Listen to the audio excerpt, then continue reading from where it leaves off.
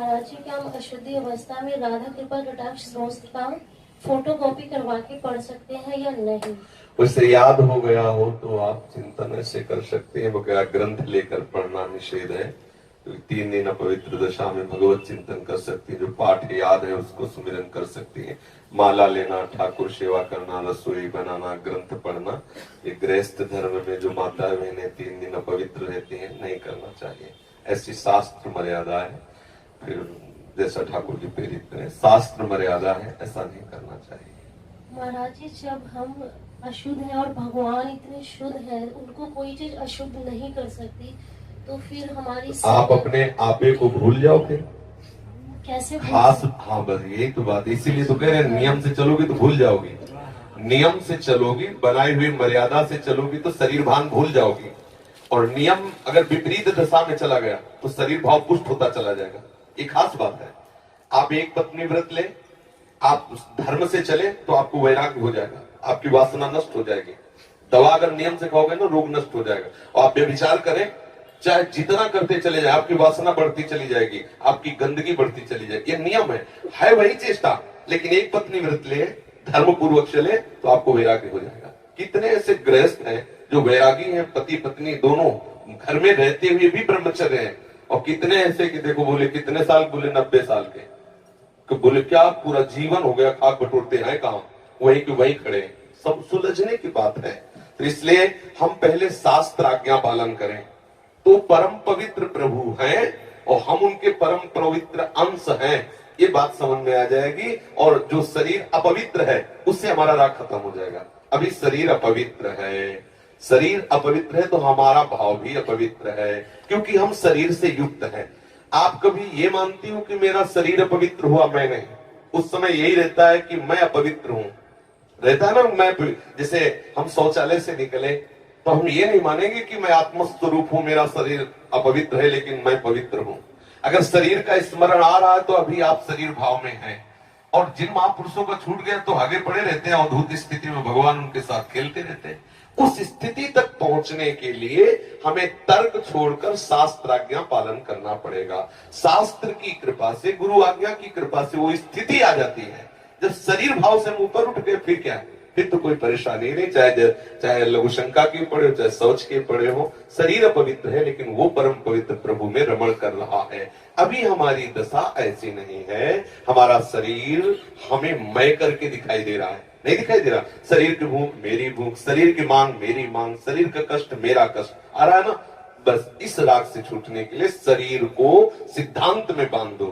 तस्मात् शास्त्रम प्रमाणम ते कार्या कार्यो विरुद्ध। क्या करना है क्या नहीं करना, इस शास्त्र के अनुसार चलो तो शरीर का राग खत्म हो जाएगा। इसका परिणाम होगा शरीर से राग खत्म हो जाएगा। आप पवित्र रहिए तो आपको शरीर से वैराग्य हो जाएगा। ये खास बात है। शास्त्र की आज्ञा पालन कीजिए तो आपको शरीर संसार से वैराग्य हो जाएगा। और शास्त्र के विरुद्ध चलिए तो आप रागी हो जाएंगे, आप आसक्त हो जाएंगे। ये आपको दंड होगा। शरीर संसार की आसक्ति वही तो आपको जलाती, वही तो आपको जन्म मृत्यु के चक्र में फंसाती है। समझ गए बच्चा? जब हम भगवान के लिए प्रसाद नहीं बना सकते, उनको भोग नहीं पवा सकते बच्चा, इसीलिए इस शरीर से घृणा करनी है। धिक्कार है ऐसे शरीर को जो प्रिया प्रीतम से बिलक करता है, तभी तो शरीर से राग खत्म होगा। ये अपवित्र शरीर जो हमें प्रभु की सेवा से छुटवा दे, ऐसे शरीर से क्या राग करना। धीरे धीरे शरीर के प्रति हे भाव हो जाए। जन्म मृत्यु जरा व्याधि दुख दोषानुदर्शनम, भगवान ने गीता जी में कहा।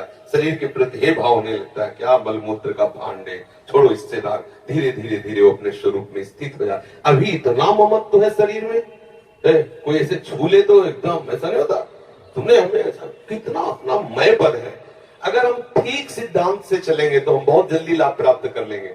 जहां हमारी स्थिति है हम बात उसी स्थिति की करें तो हम बहुत जल्दी आगे बढ़ जाए। होता क्या, हम लोग बात करते हैं छत की, अभी बिल्कुल 100 हाथ गड्ढे में खड़े हैं। बात ही है शरीर से हमारा संबंध बहुत घनिष्ठ हो चुका है। इतना हो चुका है कि शरीर से हम संबंध किए, ये शब्द भी गलत है। मैं ही शरीर हूं ऐसा है। आप देख लो, कभी दर्पण में तिलक लगाते समय सोचा कि शरीर के मस्तक पर तिलक रचना कर रहे हैं? नहीं। मेरा तिलक कैसा है यही तो आएगा ना। मेरा रूप कैसा है, मैं ठीक लग रही हूं, लग रहा हूं, ऐसी बातें आएंगी नहीं आएंगी। तो इसका मतलब शरीर राग है। शरीर राग हटाने के लिए शास्त्रीय सिद्धांत स्वीकार करना होगा। जिस समय माता बहनें अपवित्र होती हैं, उस समय वो जो भी भोग बनाती है, वो शास्त्र के अनुसार कह रहा हूं कि जो ब्रह्म हत्या देवराजेंद्र को लगी थी, उसी के 4 विभाग किए गए थे। पहला विभाग स्त्री को दिया गया था और उसके साथ वरदान भी दिया गया था कि उसी अवस्था के अंतर्गत वो जब सृजन क्रिया में जाएगी तो संतानोत्पत्ति की सामर्थ्य उसको प्राप्त हो जाएगी। पृथ्वी ऊषर भूमि, जो ऊषर भूमि है, ये वो ब्रह्म हत्या का एक भाग, उसको वरदान दिया गया था, चाहे जितना गड्ढा खोद दिया जाए अपने आप भर जाएगा समय पे। वृक्ष की गोंद जो निकलती है वो ब्रह्म हत्या, और उसको वरदान दिया काटने पर भी पुनः आप हरे भरे हो जाओगे, मतलब समय आने पर आप वृक्ष रूप धारण करो। और जल में ठेन बुदबुदा काई, ये ब्रह्म हत्या के 4 भाग के। और जल को आशीर्वाद दिया गया कि कभी भी कहीं भी पवित्रता होगी तो आप उसमें सम्मिलित होगे, जल छिड़को, आचमन करो, जल के द्वारा पवित्रता। ऐसा 4 वरदान भी उनको अलग अलग दिए गए और उनके लिए विधान भी किया गया है। देवराज इंद्र को जब ब्रह्म हत्या लगी थी तो शास्त्र में मर्यादा चली आ रही है, अगर इसका हम पालन करेंगे तो शरीर से वैराग्य हो जाए।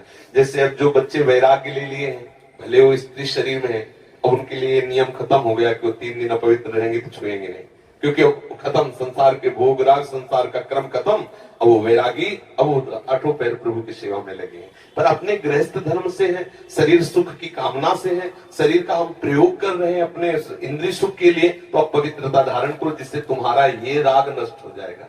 समझ रहे हैं ना? नाम जप तो कर सकते हैं आप। हम बता देते हैं, गृहस्थों को भी कह देते हैं कि आप मंत्र चिंतन भी कर सकते हैं, माला से नहीं, मंत्र चिंतन भी कर सकते हैं। स्नान किया, मंत्र चिंतन कर रहे हैं, भाई अंदर हमारे जो चिंतन हो रहा, शरीर ही तो अपवित्र है, बाहरी चेष्टा नहीं करेंगे। हम मानसिक ठाकुर सेवा भी कर सकते हैं, मानसिक पाठ भी कर सकते हैं। हमें चतुरासी जी याद है तो हम ग्रंथ नहीं छुएंगे, ऐसे पदगान करेंगे, नाम कीर्तन करेंगे, ये सब हो सकता है। लेकिन प्रकट में जो शरीर द्वारा चेष्टा होनी है, तो फिर उस समय 3 दिनों तक ऐसा शास्त्री महापुरुषों का और संतों का आदेश है, तो हमें वैसा पालन करना चाहिए। अवस्था में शरणागति मंत्र ले सकते हैं और नहीं ले सकते? हाँ, शरणागत मंत्र के लिए वैसे हमने बताया है कि शौचालय में और बाथरूम में हम मंत्र न जपे, पवित्र हो करके आचमन आदि करके फिर मंत्र जप करें। और जैसे हम अपवित्र दशा में जैसे ट्रेन आदि में यात्रा करते हैं, अब सोच गए उन्हीं कपड़ों से उन्हीं पास, फिर नाम जप करें, मंत्र जप न करें। मंत्र में थोड़ी पवित्रता की आवश्यकता है, नाम जप करें। जब हम पवित्र हो तब मंत्र जप करें, और अगर आप पवित्र हैं तो हर समय फिर जप सकते हैं, केवल शौचालय और लघुशंका छोड़कर। दिनचर्या में अपने जैसे रसोई पकाते हुए घर के काम, बिल्कुल बिल्कुल मंत्र जप सकते हैं। मानसिक हाँ, चलते फिरते बिल्कुल बिल्कुल कर सकते हैं, बिल्कुल कर सकते हैं, उत्तम बात है।